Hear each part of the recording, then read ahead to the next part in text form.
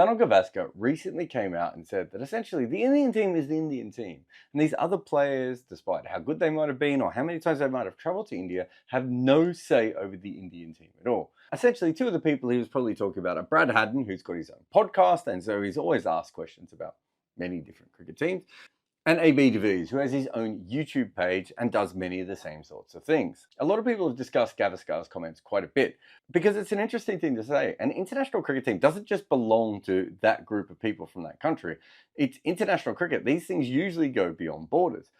I don't know how many people have actually done any research to Gavaskar, but of course he's done lots of writing and talking and commentary about cricket teams from around the world. It took me a 5-minute Google search to see him talking about the England team and how they were wrong to rest and rotate their players. And there's another one about a Pakistan game where they picked the wrong 11. But while I think it's right to point out that Gavaskar has in fact talked about other teams when he's been paid as well, there is a bigger issue here. The new place that India finds itself in the world of cricket. And maybe the question to be asked is, why is everyone always talking about India now? Cricket boards actually make watching their games almost impossible now. I spend almost as much time trying to find where I can view it as I do actually following the action. That is why I use NordVPN. They let me find all the cricket I want to watch while protecting me from the nasty side of the internet. Nord will free your cricket matches. Grab your exclusive NordVPN deal by going to nordvpn.com/good areas to get a huge discount off your NordVPN plan plus 4 additional months on top. It's completely risk-free with Nord's 30-day money-back guarantee. Watch every match with NordVPN.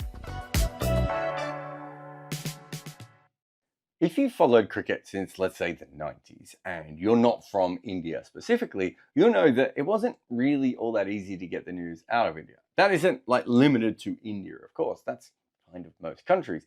Cricket was a newspaper-led sport, as you would expect. And almost everything was in that era. And so it meant that unless the team was actually playing against your side or you happen to have some other cricket broadcast in front of you, you didn't really know anything about India.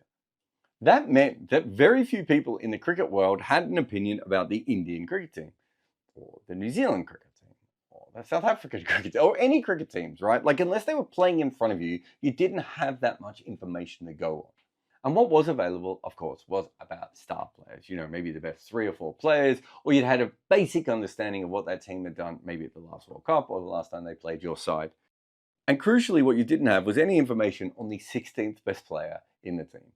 If that player was a fringe member, maybe occasionally a star would be dropped or something like that. But more often than not, the 16th best player is someone that hasn't played all that much for their country. They're maybe in or out. You might get some high-profile versions like Dean Jones at times, or another player who was dropped because they've had a falling out with selectors.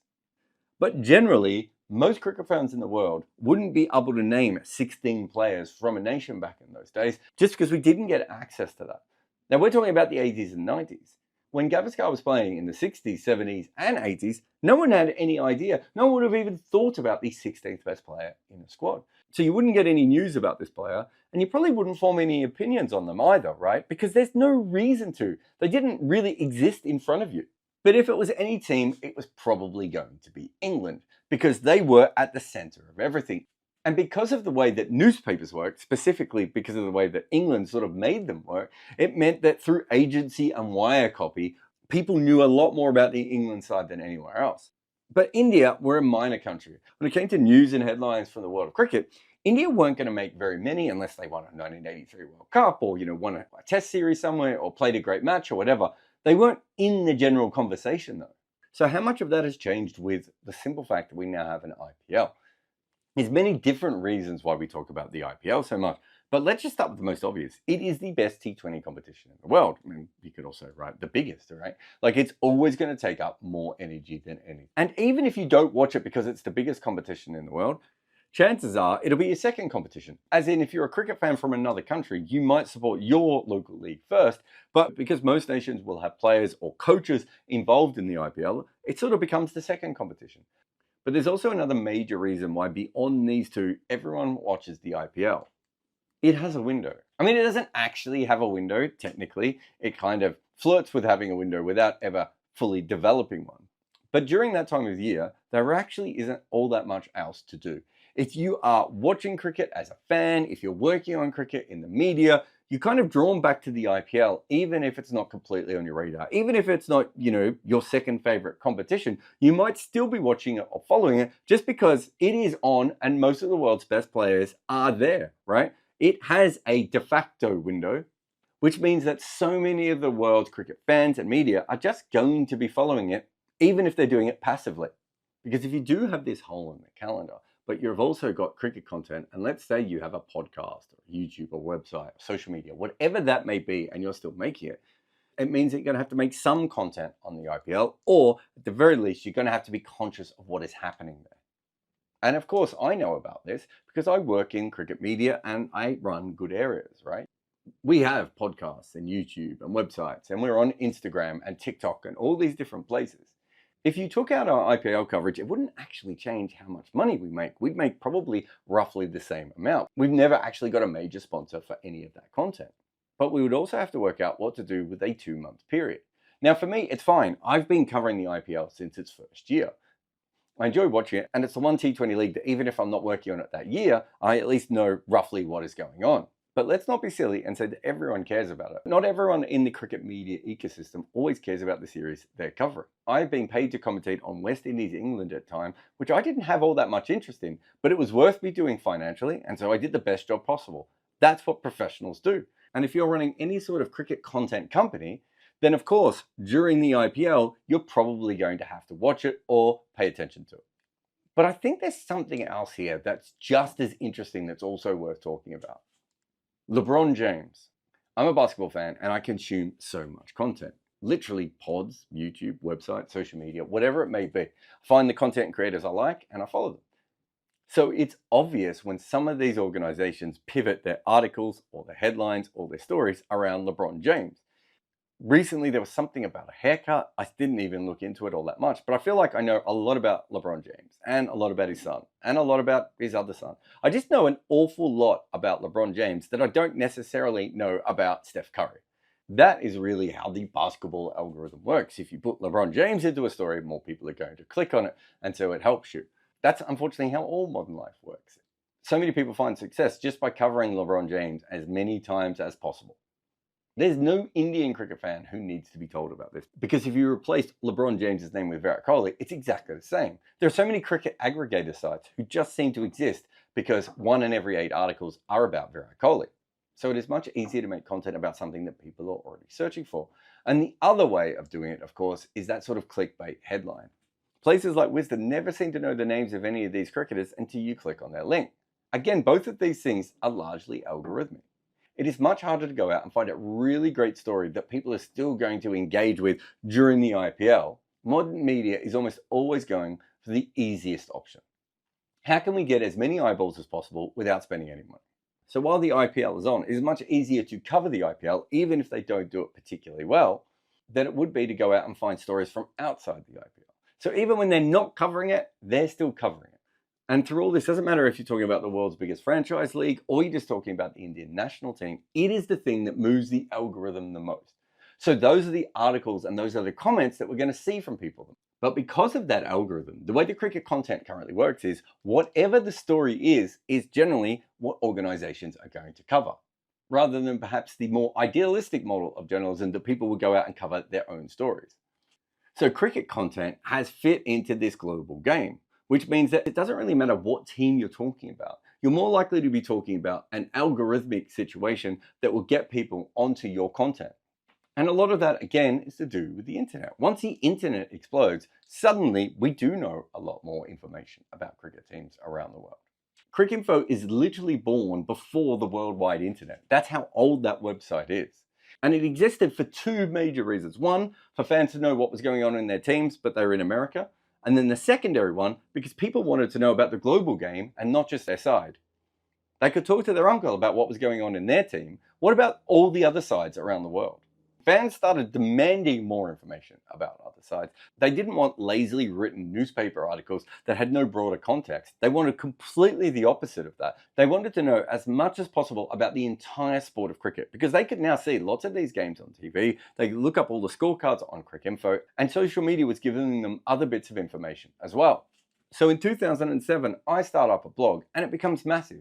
Not because I'm some incredibly talented person, but mostly because I was the first ever global cricket writer.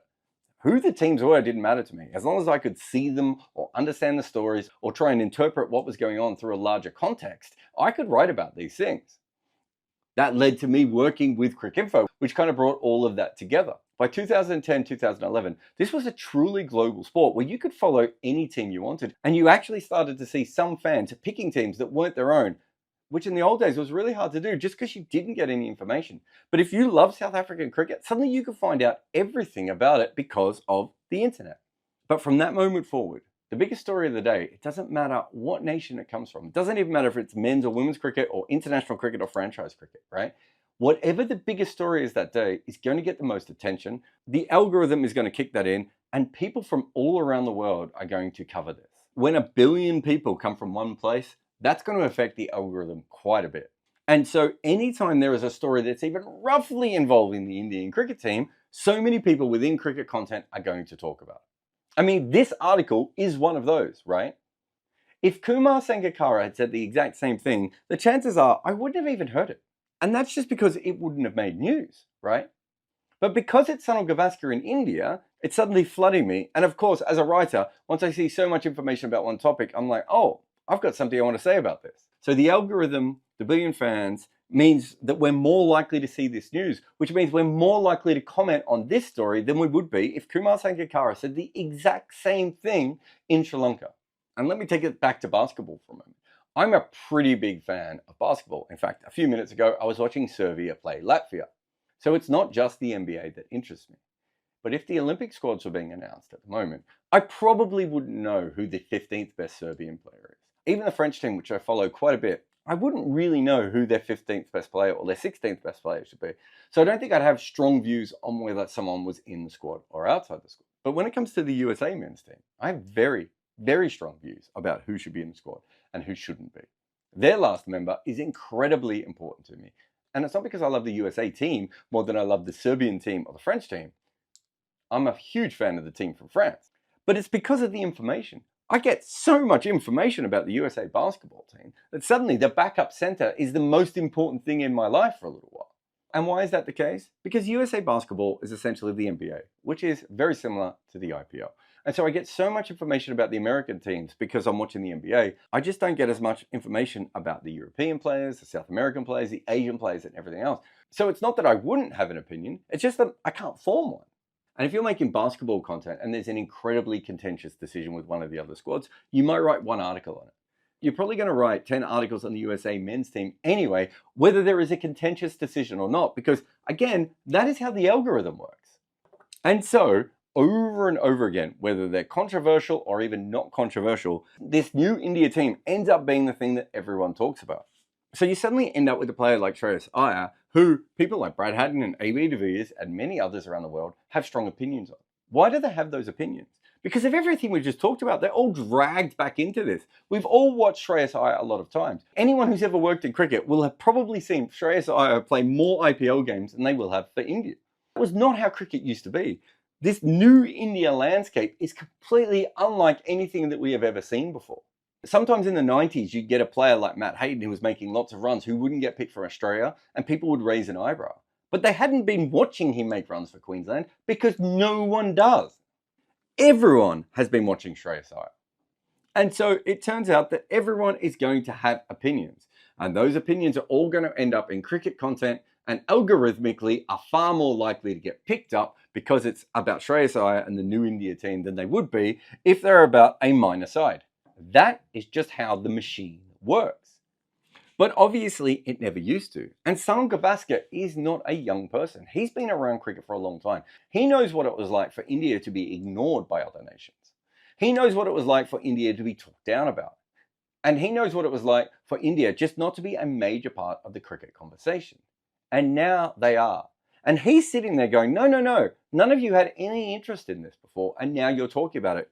And he's probably quite rightly saying, this is our team. You don't deserve to suddenly start making money off our team. And clearly I disagree because partly Gavaskar has done a similar thing with other sides before. But I also completely understand why someone of his age and his experience would be sitting there going, you guys don't get to profit off our cricket because we found a way to make it successful.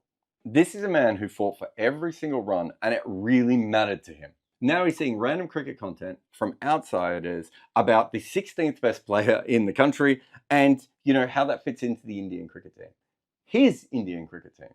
But this is the thing, as India take over the cricket world, and there are more than 1 billion people who care about this, and the algorithm does work the way that it does, and the IPL does have its own window, everyone in world cricket is going to have more opinions on the Indian team, not fewer. This isn't Gavaskar's Indian cricket team anymore. In some ways, because of the way the algorithms and news and the internet and all these different things work together, it's kind of everyone's. Are you as chronically online as Moses Enriquez? Then here's another video for you. Or if you also like books and stuff, you can buy my new one on the art of batting. If you loved this video, hit the bell icon to be notified for more.